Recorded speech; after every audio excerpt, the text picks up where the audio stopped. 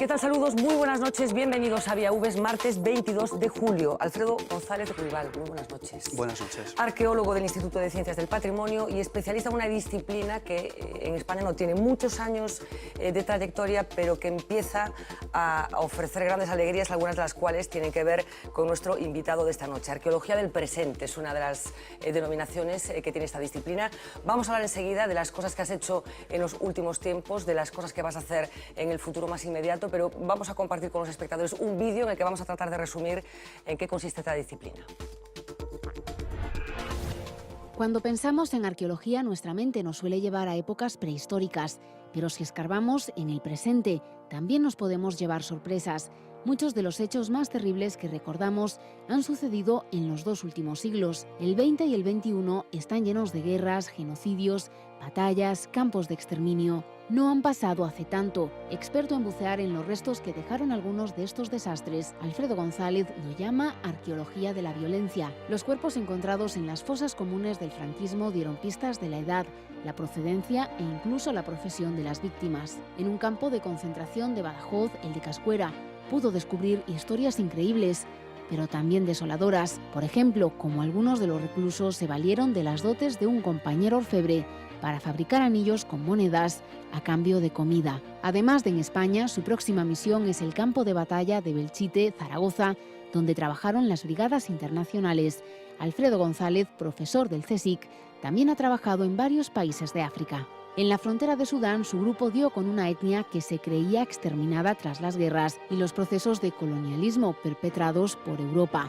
En Etiopía o Brasil, la arqueología se volvió todavía más presente. Comprobó cómo grupos indígenas de uno y otro país se siguen resistiendo a las reglas del capitalismo. Dar a conocer que su trabajo va más allá de excavar en pirámides es una de las metas de este investigador y doctor en prehistoria que disfruta comprobando cómo nuestra cultura material, todos los objetos que empleamos, hablan y mucho de nosotros mismos.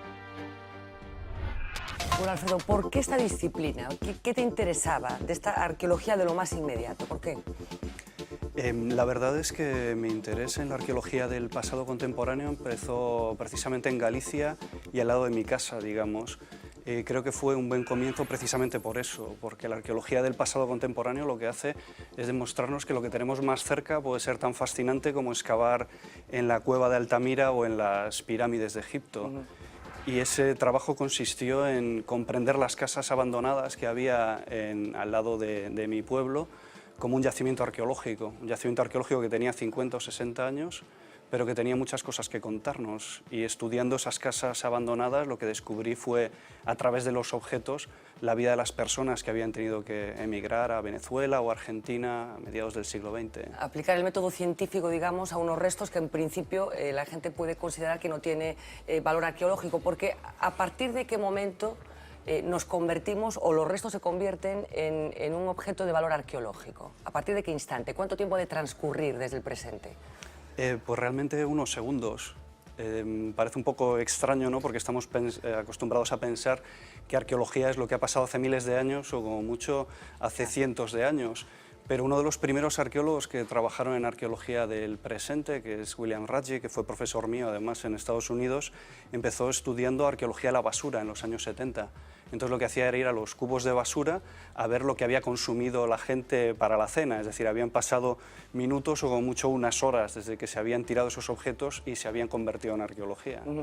¿Puede ser muy incómoda la arqueología del presente? ¿Hasta qué punto puede contribuir a modificar la verdad oficial? Porque como estamos hablando muchas veces de episodios que no hace mucho tiempo que transcurrieron, bueno, pues puede haber un discurso, una verdad oficial, que hasta qué punto la arqueología puede encargarse de desbaratar.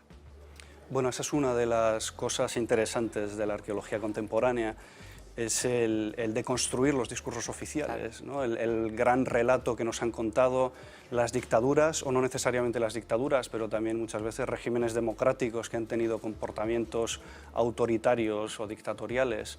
es a través de los objetos exponer, o de los restos humanos, exponer lo que realmente ha pasado, ¿no? Y desde ese punto de vista no solo es muy emocionante, sino que además uno está cumpliendo una labor social muy importante.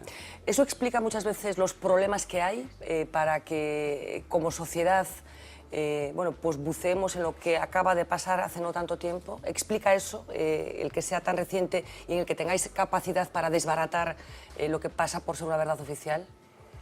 La verdad es que es complicado el trabajar en determinados temas recientes, precisamente por eso, porque desbaratar verdades siempre es incómodo. Y no es solo incómodo para los políticos, el problema es que es incómodo para la sociedad en general, porque nos hemos acostumbrado a escuchar un determinado tipo de historia desde que éramos pequeños y eso forma parte de lo que somos, ¿no? Y a nadie le gusta que le deconstruyan las historias que son parte de la vida de uno, enterarse que a lo mejor el padre o el abuelo de uno no era tan bueno como pensábamos, ¿no? Y sin llegar a ese punto de vista tan personal, sigue siendo complicado el reconstruir la historia de una forma distinta, ¿no? Cosas que pensamos que eran buenas que resultaron que no fueran tanto, ¿no? En esto es España singular, estoy hablando ahora, vamos a entrar en detalle de los trabajos que has hecho en relación con la recuperación de la memoria histórica, de lo que pasó en la Guerra Civil, pero a veces tenemos la sensación de que en España es un episodio que nos cuesta un poco más que a países de nuestro entorno, bueno, pues entrar a ver qué ha pasado. ¿Está siendo España particular en este asunto concreto de la Guerra Civil? Sí, desde luego que lo está siendo. Es muy distinto de otros países de Europa Occidental, quizá no lo es tanto si lo comparamos con otros países como Rusia, donde la memoria histórica es todavía más complicada que en España, ¿no? Pero me imagino que nosotros preferimos compararnos con los regímenes democráticos de Europa Occidental. El problema es que España tiene una situación política que es única, ¿no? Es el único país donde una dictadura de los años 30, en origen afín al fascismo, duró 40 años y eso, digamos, que envenena la memoria durante muchísimo tiempo. A los alemanes les costó mucho tiempo construir su memoria, ¿no? Empezaron a partir de los años 70, es cuando empezó realmente a despertar la memoria crítica de los ciudadanos. A nosotros nos queda mucho todavía. En uno de los artículos que publicas científicos, creo que recoges unas frases del escritor Manuel Rivas, que dice que la arqueología más difícil de practicar en España es la del siglo XX. Supongo que compartes esta reflexión de Rivas, por eso la incluyes en este artículo, pero ¿es así? ¿Por qué es así? Es así por muchos motivos, por motivos políticos, desde luego, pero también por motivos sociales, ¿no? Lo que decíamos antes, que a la gente no le gusta que se escriban otras historias cuando uno se ha acostumbrado a determinadas formas de ver la historia. De todas maneras, tampoco hay que pensar que es especialmente complicado enfrentarse a este pasado digamos, demasiado conflictivo y de hecho se han hecho un montón de exhumaciones. Nosotros hemos trabajado en campos de concentración, en fosas comunes, en prisiones.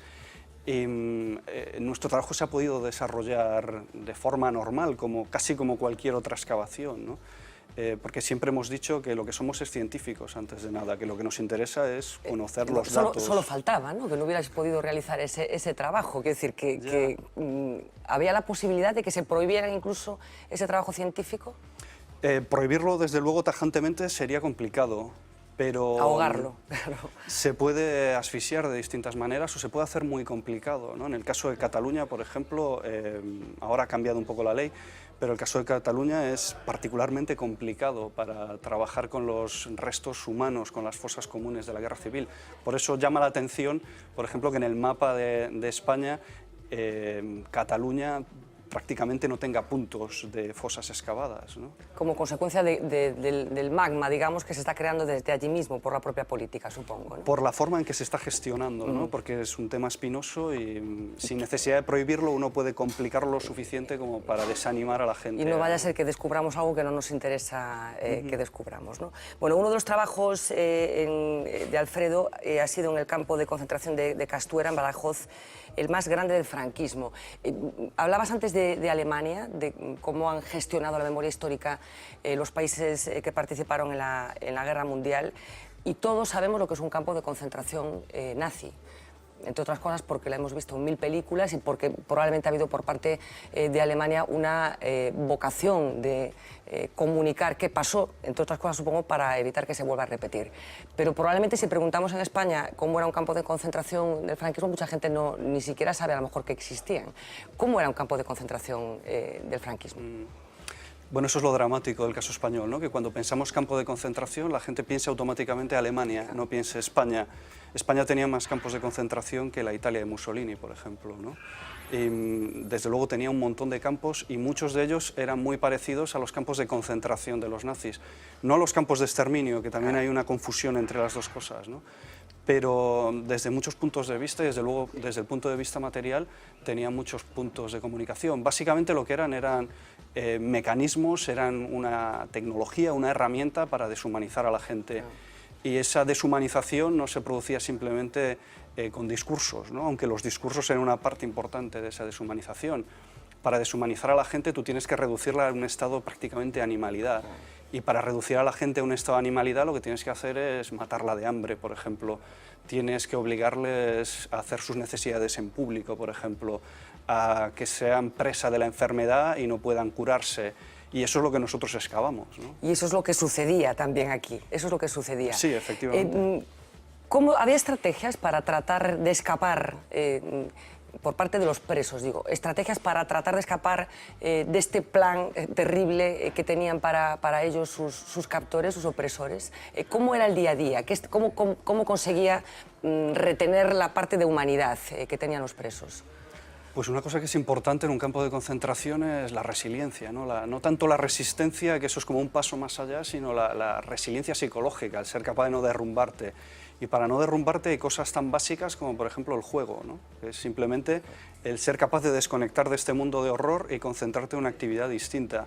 Nosotros en las excavaciones, por ejemplo, encontramos fichas de dominó que hacían los presos con un trozo de hueso que encontraban, un trozo de baldosa. Otra forma de resistir era con trabajos manuales. Y normalmente se ha puesto mucho el énfasis en los trabajos manuales, digamos, de los intelectuales, ¿no? Pues Miguel Hernández escribiendo poemas en prisión, o los cuadros, las pinturas, los dibujos que hacen los artistas en prisión, pero los trabajos manuales era algo que hacían un montón de prisioneros. Nosotros en Castuera, por ejemplo, hemos encontrado trazas materiales de este tipo de actividades, que van desde grabar una chapa de plomo de las que revestían el barracón donde estaban los prisioneros, hasta decorar la entrada a tu propio barracón, ¿no? Era una forma de mostrar, seguimos siendo humanos, seguimos siendo personas. Seguimos siendo humanos. Hablaba Mila Méndez en el vídeo que acabamos de ver, que también descubristeis una forma de relacionarse entre los presos y los guardianes, ¿no? Una especie de moneda que acabaron como creando. ¿Cómo es esta historia, Alfredo? La verdad es que la historia es muy triste. Nosotros, prospectando en el campo de concentración, encontramos restos metálicos como esquirlas de metal, de latón, y encontramos también un anillo. Como el campo de concentración estaba construido, curiosamente, sobre una necrópolis visigoda, pensamos que a lo mejor el anillo era de estos visigodos, ¿no? Y descubrimos que no era así, que lo habían hecho los prisioneros, y lo descubrimos de la manera más terrible, excavando una fosa común donde habían ido a parar muchos de los prisioneros que habían sido extraídos de la cárcel y asesinados. Vimos que uno de los cadáveres tenía en el bolsillo de la chaqueta, tenía un montón de anillos de cobre, tenía monedas y tenía restos, esquirlas de metal parecidas a las que habíamos encontrado en el campo de concentración. Estaban tan bien hechos que llegamos a la conclusión de que esta persona tenía que ser un orfebre o alguien así, ¿no? Alguien que tuviera realmente una capacidad de hacer este tipo de cosas. Después, mediante un testimonio, descubrimos que algunos prisioneros intercambiaban estos anillos con los guardianes por comida para poder sobrevivir, porque las raciones que les daban los mataban de hambre. Increíble. Hacéis un trabajo que está muy pegado al presente inmediato, y yo no sé en qué se diferencia del trabajo de esos arqueólogos clásicos que la gente asocia, por ejemplo, con Egipto, en el sentido de que, bueno, pues hay testigos que si no lo vivieron de una forma directa sí tienen un recuerdo muy inmediato. ¿Cómo se convive y cómo hacéis para intervenir en un determinado lugar al que vosotros llegáis y a lo mejor vais a comunicar, como decías antes, bueno, pues una versión nueva de lo que sucedió en ese pasado más inmediato? ¿Cómo es la relación vuestra de los científicos con el ser humano del presente? Con el ser humano del presente que vivió ese pasado, en general es buena. La verdad es que no tenemos conflictos, no hemos tenido ningún conflicto por ahora con estos testigos presenciales o con estos protagonistas. Y yo creo que uno de los motivos es que, bueno, en primer lugar, nosotros somos lógicamente científicos, ¿no? Entonces siempre tratamos de presentar las cosas con la mayor objetividad posible, ¿no? Y con el menor sesgo posible. Pero lo que creo que es fundamental es que el discurso de la arqueología y el discurso de los testigos o de los protagonistas de la historia es muy distinto. Entonces realmente estamos construyendo relatos que se entrelazan, pero que son distintos, y ahí está parte del interés de esto, ¿no? La gente te cuenta unas cosas y nosotros contamos otras cosas. Y muchas veces la gente recuerda a través de nosotros, ¿no? La gente no se acuerda cómo se afeitaba en el año 36 y nosotros le enseñamos la maquinilla y de repente eso genera toda una serie de Pero ¿hasta qué punto recuerdos. os puede confundir también eso? Porque hasta qué punto la gente de ahora puede estar contaminada también por una historia que no fue lo que sucedió, sino la que alguna persona o alguien le interesó contar. ¿Hasta qué punto vosotros tenéis que tener una cierta precaución a la hora de escuchar los relatos de esta gente? Bueno, la mayor parte de las cosas que estudiamos pasaron hace mucho tiempo, ¿no? Hace 60 o 70 años. La gente reconstruye las cosas a través de sus experiencias actuales, a través de lo que le contaron en el nodo en los años 50, 60, 70, a través de lo que han leído en el periódico, y después también interpreta muchas cosas, ¿no?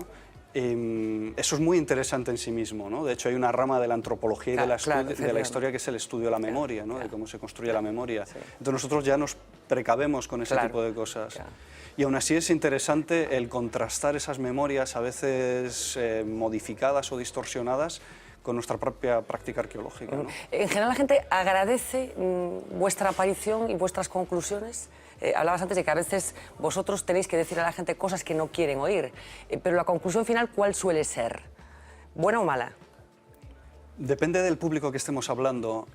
Con las comunidades locales con las que trabajamos, donde más hemos trabajado, por ejemplo, en Guadalajara, en una serie de sitios, en un pueblo muy pequeño, yo creo que la gente ya nos tiene cariño de vernos allí, ¿no? Y les escuchamos sus historias, les preguntamos, nos interesamos, y digamos que nuestros relatos forman parte ya de sus relatos, ¿no? Y se ha creado una especie de simbiosis y es muy positivo y muy satisfactorio. En casos más traumáticos como el de Castuera, muchos familiares nos han dicho que para ellos el propio hecho de la excavación, aunque no podamos identificar a sus familiares muertos, ya es un homenaje, ¿no? Y desde ese punto de vista también pues lo también agradecen. es muy enriquecedor para vosotros, supongo. Bueno, en el mes de septiembre creo que es que te marchas a Belchite, en Zaragoza. ¿Qué vais a hacer allí?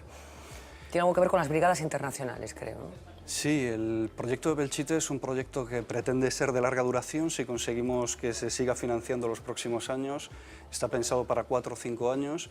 Belchite es un icono de la guerra civil, es una cosa que conoce prácticamente todo el mundo en España, ¿no? La batalla del Ebro y Belchite son como los dos símbolos de la guerra, ¿no? Porque es un pueblo que se dejó en ruinas, no se reconstruyó, como una especie de muestra de lo que había sido la barbarie del conflicto, ¿no? Entonces nuestra idea es, en cierta manera, estudiar ese paisaje del conflicto, pero desde un punto de vista arqueológico, no desde un punto de vista sociológico, histórico, sino ver cuál es la materialidad de ese espacio. Y la materialidad de ese espacio no son solo las ruinas de Belchite, que es lo que conoce todo el mundo, son los campos de concentración en torno a Belchite, son las trincheras donde murieron los soldados de las brigadas internacionales que están a 10 kilómetros de Belchite, son las cuevas de la posguerra donde se refugió la gente que se había quedado sin casa. Entonces un paisaje muy complejo, muy traumático y muy interesante, por supuesto. Para vosotros. Hablabas de trincheras y he leído por ahí en estas horas que esta disciplina tan apasionante a la que tú te dedicas, bueno, empezó en torno a la Primera Guerra Mundial con ese estudio de las trincheras. ¿Qué se descubrió en esas trincheras? ¿Cómo vivían los soldados que tenían que estar en ese medio tan hostil y aún encima pues, peleándose con semejantes? Los datos de la Primera Guerra Mundial son muy interesantes. Algunos son muy específicos y muy parecidos a lo que nos encontramos nosotros en las trincheras de la Guerra Civil. Son cosas que tienen que ver con la vida cotidiana, ¿no? De cómo se vive en un pozo de lodo durante 4 años, ¿no? Pues tienen que ver, por ejemplo, con las creencias de los soldados, ¿no? Los elementos religiosos que aparecen, los grafitis que se conservan en los refugios, el arte de trinchera que se hacía, es uno de los temas más interesantes, ¿no? Los objetos que hacía la gente con restos de proyectiles de artillería y balas, pero también se descubren cosas que tienen que ver con el desarrollo industrial de Europa, ¿no? Por ejemplo, toda la industria del agua mineral se desarrolló en Europa gracias a la Primera Guerra Mundial, porque no había agua potable en el frente, entonces lo que tenían que hacer era embotellar agua y mandarla al frente. Y una industria que era muy limitada, era una cosa muy de lujo, a finales del siglo XIX, principios del XX, se acabó convirtiendo en una cosa enorme, quizá no lo que es ahora, claro, pero sí el camino de lo que es ahora. El camino de lo que después fue. La pregunta, Alfredo, también es qué hay que hacer con vuestro trabajo. O sea, hablábamos de cómo interaccionáis con la sociedad y se me viene a la mente cómo hay que tratar este asunto con las nuevas generaciones, sobre todo. Hay una asignatura pendiente también en este sentido en España con respecto a la arqueología del conflicto más inmediato que vivimos. Los niños saben poco de esto, se visitan pocos espacios en los que tendrían la capacidad para entender lo que fuimos capaces de hacer. La clave, desde luego, o una de las claves es la patrimonialización de la guerra civil. En este momento, salvo en el caso de Cataluña, antes lo estaba criticando, desde el punto de vista de la patrimonialización es el lugar más avanzado de España, pero es una excepción. Hay muy pocos museos de la guerra civil, por ejemplo. La mayor parte de los museos que existen son museos muy locales, iniciativas particulares muy loables, pero habría que hacer algo más que eso, ¿no? Estoy pensando en espacios aquí en Galicia, por ejemplo, como la isla de San Simón, que a lo mejor era un sitio estupendo para hacer algo y que los niños tuvieran capacidad para llegar a entender qué es lo que sucedía allí en determinado momento. Bueno, hablábamos de la guerra civil, de toda esta investigación que estáis haciendo, pero hay otro punto del planeta en el que tú también has trabajado mucho. De hecho, bueno, la excusa última para que hoy estés con nosotros tiene que ver con un libro que acabas de publicar en Archaeology of Resistance. ¿Dedicado a qué, Alfredo? Es bastante distinto de lo que estábamos hablando, digamos que es la cara positiva, ¿no? Una buena parte de mi trabajo tiene que ver con la destrucción, la muerte, las dictaduras, etcétera, y mi trabajo en África tiene algo que ver con eso también, pero tiene que ver sobre todo con la capacidad de la gente de resistir esas cosas, ¿no? De resistir la guerra, de resistir la violencia, de resistir las imposiciones del Estado, de las multinacionales. Y en este caso es como unas comunidades indígenas, unos grupos minoritarios han vivido durante 3000 años al lado de los estados más potentes de África, muy cerca de las pirámides de Egipto, de hecho, y han conseguido mantener una forma de vida que esencialmente es democrática, ¿no? ¿Y con qué estrategias? Porque, claro, efectivamente, estamos hablando no sé, me estaba recordando ahora mismo lo que está pasando entre Palestina e Israel, ¿no? O sea, desigualdad absoluta en un determinado conflicto. ¿Qué estrategias aplicaron en este caso los africanos de estos pueblos en los que vosotros habéis trabajado? Pues hay una diversidad grande de estrategias, quizá no estrategias de las cuales nosotros podamos aprender mucho, ¿no? Que debamos aprender, pero sí que nos pueden ayudar a reflexionar. El modelo más claro, lógicamente, es la violencia, ¿no? El decidir que uno no se va a mover de donde vive y defenderse de cualquier manera posible, ¿no? Y esa es una estrategia muy complicada que se ve cuando uno va allí, porque eso no solo genera un conflicto con el Estado, no solo genera un conflicto con la multinacional o con la etnia que te trata de invadir, sino que genera un gran conflicto dentro de la sociedad también, ¿no? Sucede, supongo, también en Brasil, ¿no? Con esas comunidades que tienen que enfrentarse también a grandes multinacionales que pretenden arrasar con ellos, supongo, ¿no? El problema es el precio que hay que pagar subjetivamente, ¿no? Cómo le cambia a uno la vida. En cualquier caso, vuestra investigación lo que ha permitido es detectar que hay alguna comunidad que se daba por desaparecida y que, sin embargo, ha conseguido resistir en ese medio absolutamente hostil, ¿no, Alfredo? Bueno, una de las formas de resistir en esta zona de África precisamente es irse a sitios que son tan increíblemente remotos que el Estado nunca va a llegar, ¿no? Digamos que no tiene mucho mérito desde ese punto de vista, y esto es lo que hizo esta gente, ¿no? Sabemos que los Dasin, que es como se llaman, vivían a finales del siglo XIX en Sudán, y en el marco de las expansiones coloniales, en este caso no europeas, sino de la propia expansión colonial sudanesa, fueron prácticamente exterminados las poblaciones que vivían en esta zona donde estaban los Dasin. Ellos decidieron huir a Etiopía para evitar, entre otras cosas, la conversión forzada al Islam, y pasaron desapercibidos hasta que nos los encontramos en diciembre del año pasado, ¿no? Y la primera sensación que tuvimos fue decirles: vosotros no deberíais existir, ¿no? En el buen sentido de la palabra, quiero decir. Claro. Se supone que estabais todos muertos, ¿no? ¿Y qué dijeron? ¿Qué dijeron? Se rieron, la verdad, es que les pareció gracioso, ¿no? ¿Tiene que ser política la arqueología? Es que es política, inevitablemente, ¿no? La gente cree que cuando hacemos arqueología de la guerra civil estamos haciendo política, pero cuando uno estudia las pirámides de Egipto está haciendo política, ¿no? Porque uno tiene que tener un concepto del Estado cuando está estudiando los estados de la antigüedad, tiene que tener una determinada idea de cómo funciona una sociedad y cómo es mejor que funcione una sociedad, ¿no? Entonces, lo que hay que hacer es asumir esa política inherente a la arqueología, y de hecho la hace más interesante. Te voy a hacer una pregunta ya no de arqueólogo, sino de futurólogo. ¿Cómo nos van a ver a nosotros dentro de, no sé, el arqueólogo que dentro de 100 años, bueno, pues con esa vocación con la que tú te metiste en esas casas de tus vecinos que habían emigrado a América, ¿qué va a decir de nosotros? ¿O qué tipo de sociedad estamos construyendo? ¿O de qué manera la arqueología contemporánea nos va a interpretar cuando pase el tiempo suficiente? ¿Qué crees? Yo creo que les va a causar perplejidad esta mezcla de civilización y barbarie que es nuestra existencia, ¿no? De la misma forma que a nosotros nos sorprende ver esas casas de los dueños de esclavos del sur de Estados Unidos y pensar cómo podían estar escuchando a Brahms y al mismo tiempo estar torturando a sus esclavos, dentro de 100 años, aunque probablemente las cosas no mejoren mucho, pero probablemente se pregunten cómo era posible que tuvieran esos maravillosos museos de arte contemporáneo y al mismo tiempo en Bangladesh la gente estuviera trabajando 18 horas al día por $30 al mes, ¿no? Perplejidad por lo menos, ¿no? Yo creo que sí, ese contraste brutal de la modernidad creo que va a seguir siendo uno de los motivos grandes de fascinación. Y tú, después de haber estudiado tanto esa arqueología de la violencia, ¿has llegado a alguna conclusión de por qué los seres humanos nos lo montamos tan rematadamente mal? ¿Qué nos sucede para que acabamos siempre a piñazos los unos contra los otros? Yo creo que realmente es una cosa histórica, no es que estemos condenados por ser seres humanos. Creo que los dos motivos básicos son, por un lado, la aparición del Estado, en el sentido de las desigualdades sociales, la jerarquización, el admitir que hay derecho que alguien gane enormes cantidades de dinero y otros se mueran de hambre, y por otro lado el patriarcado, el hecho de la dominación masculina. Esos son los dos grandes problemas de la humanidad. Y como no lo solucionemos, será lo que acabe con la humanidad. Ya para terminar, Alfredo, te voy a pedir dos sensaciones. Una, el momento más emocionante desde el punto de vista positivo de los descubrimientos que hayas podido hacer en el trabajo que llevas realizando hasta ahora, y el contrario, el más desolador. Los dos contrastes. Yo creo que se combinan los dos en un solo momento.